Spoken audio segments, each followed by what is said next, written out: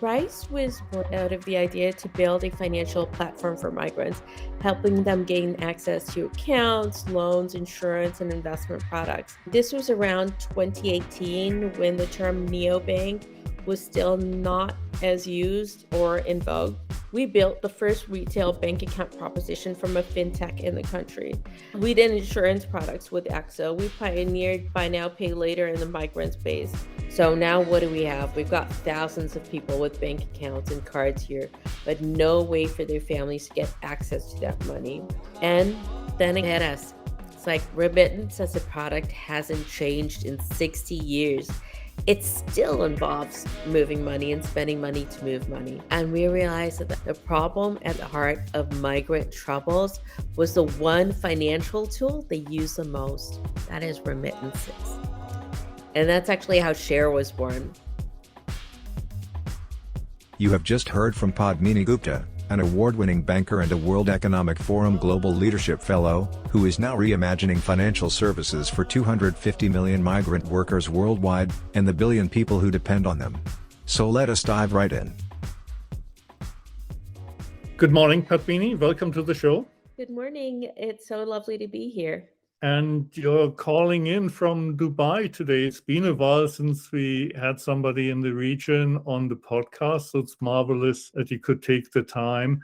Before you came back to Dubai, you had already a fascinating career. Let's talk about your early years. My family actually lives in Dubai. They've been here since the 70s. I was born in the US when they were living in the US, and then we all moved back to Dubai when I was little. Initially, I did my schooling here, went back to college in San Diego, and then right after college, I became a banker. And being in banking in California at that time, I rose up to the ranks to build a really substantial portfolio, around $250 million of commercial lending. At that time is when I realized this power that finance had to be force for good in society. In the 90s, banking was actually a white boys club. And there was this fast emerging set of minorities and women-owned businesses that really struggled to get access to finance. And that actually became my wheelhouse, working with businesses who are run by really smart, hardworking people, but had not been invested in by typical high street banks. And I also worked closely with the US Small Business Administration in piloting some of their first loan programs for this community. And in that process, I won a couple of awards for being the best banker in California. In my journey then, I wanted to leave the California bubble. It was around 2004. I wanted to work in emerging markets, particularly in development. That led me to do my master's at Oxford. Then I was invited to join the World Economic Forum as part of their Global Leadership Fellows program. And then I started working on climate change and then smart cities. I spent a few years with the World Economic Forum, obviously, on those initiatives. And then I moved to Dubai, back to Dubai again about 10 years ago. That's when I started my own family and wanted to be close to my parents. And as the Dubai story goes, I came here for 6 months. It extended out to a year, and then now it's been over 10 years. It's wonderful and also very pioneering in these early California days. Clearly, also in the US, you've got fintechs now that focus on certain demographic groups, right? You've got the fintech that's more for the, say, Chinese immigrants or South American immigrants, etc. And having done that maybe 20 years prior in the traditional banking context, there weren't many like you, I think. Yes, absolutely. Because there is a need in the market, and banks weren't always able to see that need. It was people like me that were seeing this happening in the market. And then now technology is able to actually see it faster and reach the user faster. So then, being back in Dubai, you had a first startup, which was Rise, and now it's Share. What is the evolution along these two? Is this a straight line? How did you get to founding your own company then in the end? It was not a straight line. It was a couple of point of inflection. So when I moved to Dubai, I actually started working with my family's businesses, which was mainly manufacturing. And in fact, one of the first manufacturing units in the country. So when I returned back home, I had both finance experience and development experience. And I kept seeing this odd behavior in the country. UAE is actually home to 90% migrants. And many of these migrants live here for a very long time, sometimes 20 to 30 years, before they actually go back home, retire. Individuals actually earn a middle class income in the countries that they come from. But I kept seeing this behavior of long term employees asking for life event loans. So, my son's education, marriage in the family, or emergency loans, accidents, medical needs. And from my family's companies, the first question I had is, why can't you get a loan from the bank you have back home? And I realized that for most of these countries, they don't give loans to non residents. So, for example, in India, the central bank actually prohibits loans to Indian migrants, right? So then the second question is, why can't you get a loan from an institution in the UAE? And the response is that banks see them as risky and a small ticket. And so it's not within their wheelhouse to serve these migrants either. The result is that actually 70% of the working population in the country is actually locked out of formal financial system, both here and in their home countries. So I could see there was a problem, but I was busy. I was busy starting my own family. I was busy on the family's businesses. Then it actually hit me one day. There was an earthquake in Nepal, and my nanny had just started working with us about 6 months before that. And she was devastated, right? Her home had been demolished. Her little shop that provided a small income for their family had been destroyed. And rather than going to her savings, which I would have gathered she'd had, having worked in the region for over 15 years, she came to me and asked for a rather large sum of money to fix this financial need that she had. And I realized that she hadn't actually saved for herself for that period of time. I realized that there was a large need, large gap in the market for financial services for migrants. And I had the experience, but also I had the passion to do something about it. So, what did Rise do specifically, and how did this further then lead to the current venture? Rice was born out of the idea to build a financial platform for migrants, helping them gain access to accounts, loans, insurance, and investment products. This was around 2018 when the term neobank was still not as used or in vogue. We built the first retail bank account proposition from a fintech in the country. We did insurance products with EXO. We pioneered buy now, pay later in the migrant space. And we also learned a number of lessons along the way. So, what was interesting about what we learned is that actually people wanted banking, they didn't want an app, right? So, while building Rise, we built this beautiful app and we thought, you know what, it's going to get us a lot of users because people like apps. So, we launched in December of 2017. And after launching this beautiful app, we got 6 users on the app. And so we're like, you know what? We need to do something about it. So let's start a telecalling service. We started that in January, and all of that effort got us to 17 customers. And then we sort of said, you know what? Something else is missing here. What are we not thinking about our customers? So let's figure this out. Then we realized the challenge was that people wanted accounts, not apps, right? Their phone storage was taken up by apps like WhatsApp, Facebook, YouTube. They wanted the banking, the ability to park their money in a safe place, but not an app on their phone that utilized their ability to communicate with their family instead. We moved the entire thing over to a chatbot over Facebook Messenger. By June of that same year, we'd added over 1,000 customers a month. And then the next year, by the next 2 years, actually, we had chatted with over 500,000 users. To contextualize what 500,000 users is, that's 5% of the population of the UAE. So it's an absolutely massive number. The second thing we learned in that journey is to speak their language. What does that mean? We realized that most migrants have never had the chance to talk to anyone about their finances. They weren't getting bombarded by calls from financial planners or trading companies. So we built a simple financial health check tool on the bot. This was a financial health check which helped migrants understand how well or badly they were doing on their finances with 10 questions, easily with local language and context. Really simple tool, but very effective. And then the third thing we did is we built a community. So we realized we had to cut through all that marketing noise and get to users for which this really mattered. And one of our first target segments was domestic helpers, because 1 in 4 women in the UAE is a domestic helper. So we launched the UAE's Best Nanny Awards. This was one of the best ways to not only drive awareness with nannies, but also help us position this as a product. This community was really important for us as we built and scaled Rise.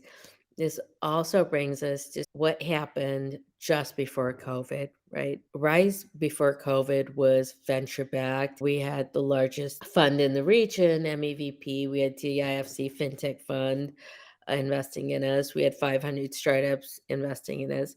We had thousands of customers and multiple product lines, all helping migrants better manage their finances. And we had partnerships with some of the largest marquee names in the region, from AXA to Carrefour. And COVID hit. And in particular, it hit our segment really hard. Most migrants actually still sent money home as cash, right?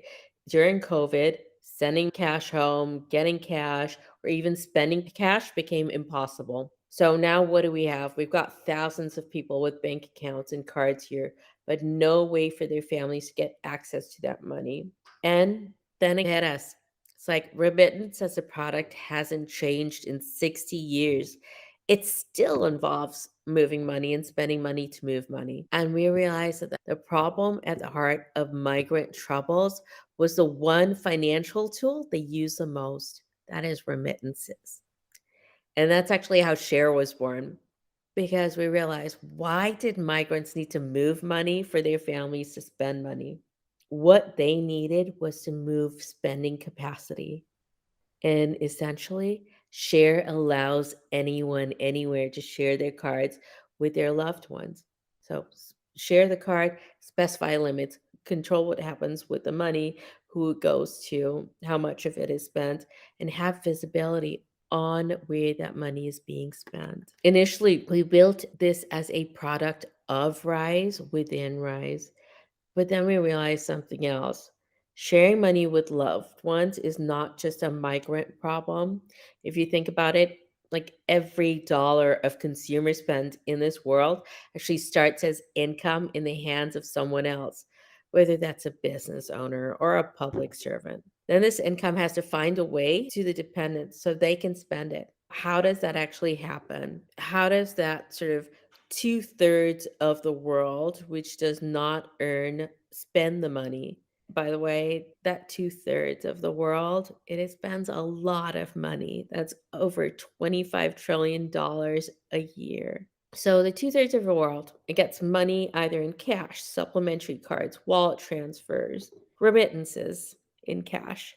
How were we going to put a product together that worked for this 2/3? And Share essentially became the most elegant solution for providing dependent needs, right? It enabled your income earners to share their cards and allow the family to spend without the need to move cash, without the need to create a wallet, without the need to issue a supplementary card from a bank. That's how Share became Share. It's a wonderful story. So anything but a straight line, a few zigzags along the way, but also a tremendous amount of creativity. And going back to the first principles, as you described, it's not about sending money, but making the spending capacity available. is fundamental insight that is hopefully becoming a really good business. Now, when I share, what are the mechanics of this? Are you now back to an app? Is Share an app, and that's where I set it? And how does it function? Share's an app. Imagine you're the card owner, right? You enter your card details, you create a link. On that link, you say, okay, I want to share, say, $50 with Norbert, and I want it to be one time only. Then I share the link with Norbert, and then you get $50. You can use the $50 on any of the sites available on our app, and literally any site is available on our app. Is this your own mall, or this goes into even an Amazon.com? So it's not my own mall, but essentially you can customize what mall you have. We've got a number of e-com partners on there, and then we've got people that are not e-com partners. For example, Amazon is on there, Friends and Pedals is on there, Snapdeal is on there. They're from different parts of the world. First, we added what we thought was going to be highest usage, and then we created an AI-based tool that allows you to add any shop anywhere in the world onto the app. So you can customize where your money is actually being spent. Let me take a step back. When other people do this, you need technical integration with the ecom platform. Here, you can add it just based on our AI tool. It's almost instant. Like, you have lived in the US for a bit, and the fraud prevention was pretty restrictive, to the extent that if I go on a business trip or fly to Mexico, suddenly my card doesn't work anymore because it doesn't fit your spending pattern. You didn't tell us that you're traveling, and so we declined this just out of an overzealous caution. That's why I'm wondering, if you're a migrant worker and you're in Dubai, set up with Share, and then I'll give that $50 to my family in Bangladesh, does it not trigger any fraud alerts? Because ultimately you could have payment events that are simultaneous in two locations that are far apart from each other. So, look, there's a couple of things. We don't bypass any security measures by the financial institution itself. If the bank doesn't feel that a transaction is kosher, they will contact you, they'll message you, and you do have to answer those calls. Same thing with any other security measures that they have for your card, because we do not want to bypass any of them, and we do not bypass those. But here's the thing with what actually happens, right? Cards are actually being shared within trusted networks. They get shared a lot, much more than we recognize. More in the East, less in the West, but even in the West, it's up to 40% of sharing happens. In the East, of course, more, I think up to about 80%. So this behavior is not unusual. What we're essentially doing is we are replicating behavior that is happening in real life on the app. And we're allowing people that would share anyway, using the card information, maybe like taking a picture of it and sending it over. We're allowing them to do this in a way that is much more secure and allows for much greater amounts of transparency and the ability to actually control what happens, right? You don't want someone walking around with your card all the time or saying, okay, you know what, I've got an emergency, but then you see a bill for a huge TV. So in some ways, it creates much more transparency. And the other important component of it is that information is held on the device. There's no central database that we're using to make, so it's much more secure in itself. And then there's another point to this, Norbert, is the one that we don't often think of, right? When we allow someone to use cash, we feel we know where that cash is going. Even with a card, we feel we know where that card is going to be used, but there's not 100% transparency until after the fact. And with cash, there's not 100% transparency unless you're looking at the receipts after the fact. It essentially creates much more sort of dependability on where your hard-earned income is being spent and how it's being spent. So in addition to the amount and the frequency, Are you able to restrict it on the merchant side or even a level down on specific product categories? No, you can restrict it on the merchant side. Got it. And so also then the sharing is ultimately tied into a payment event. You're not sending cash across, so that money ultimately needs to be spent. Yes, and that's the beauty of it. See, most remittances or cash sending that happens from hard currencies to soft currencies. When you're sending $1,000 over, what you're thinking about is just a remittance fees that it took you to send the money over, but you're not looking at the actual loss of value in the money. And sometimes it takes a while to spend that money, right? You could have actually been earning on it. There's multiple reasons to actually share versus remit, or share your card instead of sharing the actual card. You said it's separate now from Rise. So when I look at Share itself, it is really the sharing ability through the card. It doesn't have the built-in bank account. So that's still the Rise product. Yeah, let me clarify a couple of things. When we built Share, we built it with migrants in mind. As it grew, it started growing outside of migrant space and being used by families and locally as well as cross-border and friends, of course, as well. We have focused on Share and the growth of Share. We still have the ability to give bank accounts through Rise, but that is not our focus area right now. So Share is the growth business right now. We also have a Share club. How does it fit into the overall Share offering? Share was essentially built to allow people to share with their loved ones, mom, dad, spouse, kids. It was also meant to be an innovation over remittances and to be able to use your debit or your credit card. Our initial thesis was that people actually share, right? And so, how do we layer it for greater value?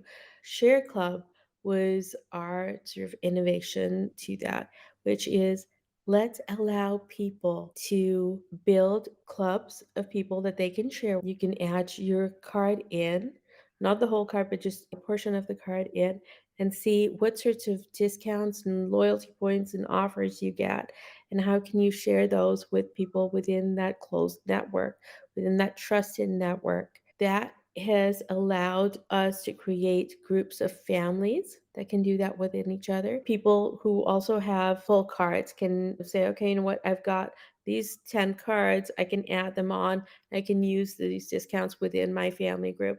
And then trusted networks also include friends, right? So friends sharing with each other, because one day I may want to buy from Amazon. The next day I may want to buy from Snapdeal. I may have a discount on Amazon and you may have one on Snapdeal. And then I can exchange that out with you and actually improve my savings over time.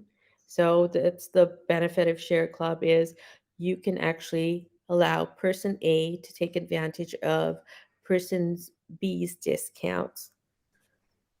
This is your best way of knowing, okay, where do I want to shop and what's the best card I use for it and how can I get access to it? And the Share Club allows you to do that very quickly, because someone in your network has that card and you can then get instant access to it if you allow that person to get access to it. Your base is Dubai, but by the nature of your client base, you have tentacles everywhere. And as part of growing your business, you've recently done an acquisition in India. Very exciting. Your startup's still relatively young, but clearly becoming quite spread in geography right now. How does it help you providing your services? India is a huge market and a huge market for us. And UPI has actually become the ubiquitous payment system in India, processing close to about 8 billion transactions per month. It's a huge number, right? It's a closed loop system with access only available to people holding an Indian bank account. And so, like any other closed loop system, it doesn't actually cater to a number of legitimate cases. For example, tourists visiting India, Indians without a bank account, including minors or elders, or even non resident Indians. And just like cards are universally actually used and accepted, there's a massive opportunity to build more interoperability for UPI. And Rive was the first product that did this at scale of tens of thousands of customers. One of the reasons we purchased it is exactly that, because at Xare, we're serving millions of migrants who depend on us to better manage their financial lives. And India is the largest migrant exporter in the world, the largest remittance recipient. And yet, with UPI providing almost 100% digital payments coverage, millions of non resident Indians are locked out of the system. The recent announcement to allow NRIs to access UPI on their sort of NRE, NRO accounts is a good first step, but we're actually building those rails to allow them to access it now using Rive. So bringing Rive into the Xare fold allows us to do this very quickly and at scale. Yeah, UPI is pretty amazing, I must say. What It has is. been there for a decade now. Yeah, it's an amazing system.